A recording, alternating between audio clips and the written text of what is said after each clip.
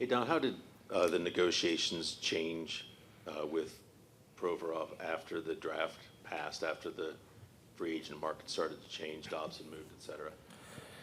Well, what happens in all these kind of negotiations, deadlines, I've always said deadlines make you make deals on both sides. And obviously, we really wanted Proby to stay here. And I think you heard it, he wanted to stay here.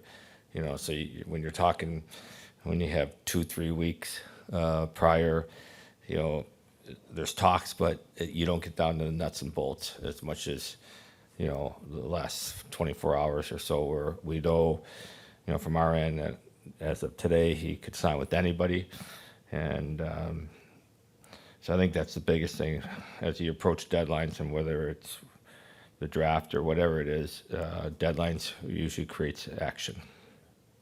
Market forces drive the term to keep a player like that. Is that fair to say? Well, to a certain point, but we also think that, at his age, the next 7 years, I mean, this is a guy that plays every night. He doesn't, he's been very fortunate from an injury standpoint. And I think I've told the story many times up in Canada there when he dislocated his thumb, and I asked him, how long he's going to be out of. They weren't sure. And he looked at me and said, Don, I broke my thumb, not my foot. And he never missed a game. So this is a true warrior, and we're very, very comfortable giving him the term of 7 years. We look at least so far at what you've been able to do to kind of add some new faces in with Wood and Coyle, that's definitely not nothing. That's something that's going to be pretty significant for the middle six there, and maybe the bottom line. But last year, for you guys to really have the year you had, you needed some of those young guys to really take a big step, and they almost all did. Is there another level, do you feel, that they're all still pretty young, that those guys can add on to, even that could help, even though not a lot has changed? Yeah, I think a couple things. One is we've created a great atmosphere. It starts with the coaching staff. I think you got to give them a lot of credit for creating the atmosphere around the team. And then, as I said, you have to be surrounded by good people and good veterans. And I think that's what's helped our young players tremendously. And that hasn't changed. We bring in a guy like Coyle, who I've never heard anybody say anything bad. Everybody I've talked to speaks volumes about this guy. And, as we know, we were looking for a right shot guy. So, I think with the leadership we have in this team and knowing the potential of these players, I think there's a lot more yet to come. You go back to April when the season ended. Flash forward to today. Do you think you would be happy, knowing where you're at back then? Yeah, I mean, if you look at our defense, and I know I heard the question not even about our defense. Remember, we didn't start that way. We lost Goody. We picked up Fabro on waivers, and then we brought Matejchuk up after 30 games. And I think him and Provy created a great tandem together. So, Fabro and Provorov, if you look, when you got two guys that are playing your group, your top four, and you look to see what's out there in the unrestricted free agent list, which you guys all, it's public information. You can see what was available. We certainly felt that we know these players. Sometimes it's better of what you know than what you don't know. And we know these guys, and both guys are committed to doing the right things to help us win. So I think from a defense standpoint overall, and I even mentioned it with Goody being out, I think with overall our defense, if we're healthy for the year, having Matejchuk play, Fabro come in here, Werenski continuing on his way, I think we're much better defensively. Just building off that question, and a lot of times in the hockey business, you don't get an opportunity for guys to stay together for a long period of time. You're going to get a lot of the group back. How important of an aspect is that to be able to have continuity there? I always say you don't make changes for the sake of making change. You make change to try to make your hockey team better. And we felt we did that with the few changes we made. So anytime guys can be together, especially this group, this is a special group, obviously. Everything that happened last year and how they stuck together and how they are moving at the end of the year and moving forward. I think trying to keep the nucleus together was important. And again, doesn't mean we don't explore. We always got to look to see what's out there to see if we can make our team better. But at the end of the day, this group here, we felt very comfortable moving forward with. Don, how active do you plan to be the rest of the way in free agency? You mentioned, I think early on, few weeks ago, wanting a top 6 or top 9 winger. Are you still in the market? Is that something that you think might happen?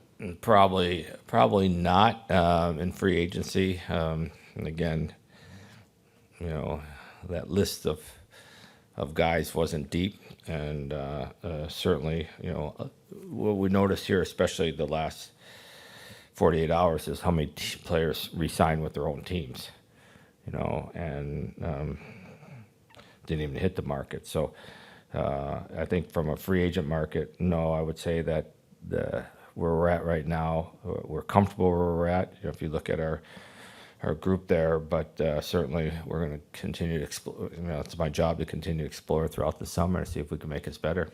You need another forward with Danforth signing elsewhere now? JVR, Corrali, those guys? Yeah, I have it done. I have it close done. Say what? I have a center that we're going to get. Oh, okay. Interesting. Yeah, that's going to fit into our group very well. If somebody were today to ask you, and I don't know who the center is, so maybe that changes everything, but how this team is better now than the team that ended last season, how would you answer that? Well, I think I go back to what I said. The structure around our team is I can't speak for how it was 2 years ago. I can only speak about being here. The structure, I believe, is, sorry, I didn't turn it off. Yeah. That's not happening. Don't even write about the Oilers. That's not happening. But the structure, you start with the structure. Culture is culture. I mean, it's an overused word.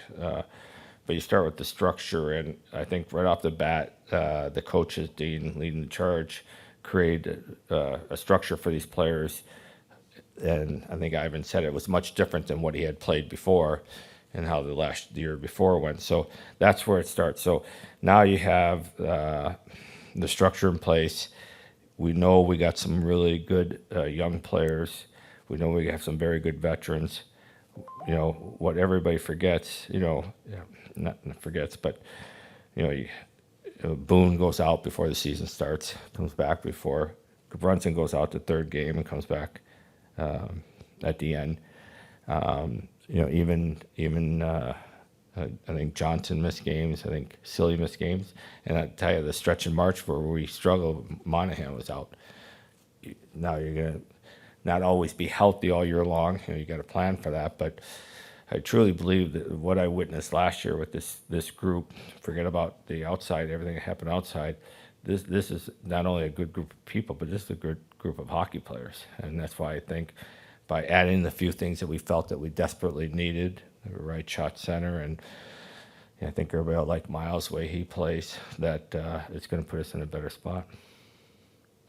A couple quick here. With Danforth, it sounded like you guys were still talking to him as of this morning, potentially. Was that more of a term thing? Or can you say, why, and how big of a loss is that for maybe your bottom six? With the versatility and the right shot? Well, yes, we try to sign him, so obviously you look at it as a loss, but we also had other plans if it didn't work out where we were going to go for that position, and we feel very good of where we're headed. So, we wish, obviously, Danny's been good for us here. He's a good guy, and wish him good luck. But, the other thing is, too, bringing in, some of the veteran guys that we did last year and then bringing in Coyle and that, it's not so bad to go a little younger with some potential still on the upside. So, again, Danny did a great job for us, but he chose to go someplace else, which he had that right, and we feel good about where we're headed with it. That's kind of what I was going to ask next was if he wasn't coming back, does that leave room open for maybe like a Del Bell Blues or somebody? I mean, he played really well for you as well when he was up here. Yeah. Is there room for young guys? Well, our plan is to sign another guy, but we'll have at that point 13 forwards, so it's not like we're blocking anybody. we talk about this all the time. We talked about it today, you know, which guys can come up here and give us games, which guys can challenge for spots. And certainly, you know, you got guys that played down there, Pithier and Del Bell, and, you know, a few other guys a game here or there. So, you know, we got to continue to develop some of these young players for sure, because, you know, the future of the game is you can't stockpile your team with all veteran players anymore, and you need young players coming in your roster. So I think we're going to be in a spot where, and that's saying not having any injuries, which we know is not possible to go through a year without any injuries. So I think our young players that deserve an opportunity will get an opportunity. Donnie did make a couple of smaller signings today with Owen Sillinger and Yaros. Just what was the mindset in identifying those two to bring to your team? Sillinger was good for us last year. Got hurt down the stretch. He was a real good leader in Cleveland. You know, came up, played one game, was fine. You know, he can. You know, I look at him as you want to have call. Oh my goodness gracious! Sorry, it's just I turned this thing silent. Some people have an emergency contact that they don't get blocked. There's nobody in here, by the way. But Sillinger, you know, you need to have call-up guys, and we felt comfortable when he came up last year and played.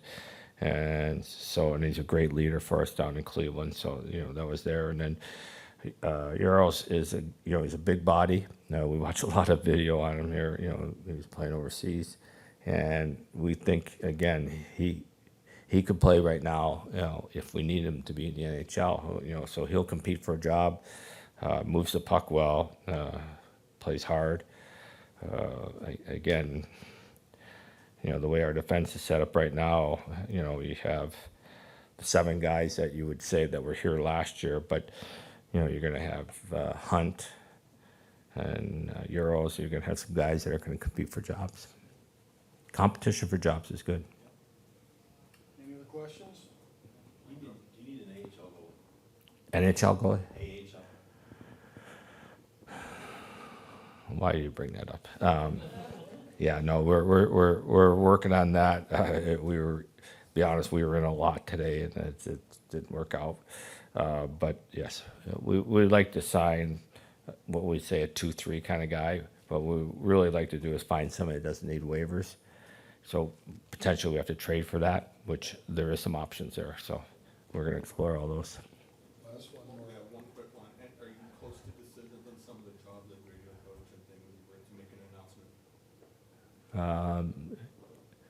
Yeah, video coach is probably just within the next week to 10 days, I think. And then we've hired our equipment manager. We hired our massage therapist. So we're getting there. Great, thank you. Thanks, everyone.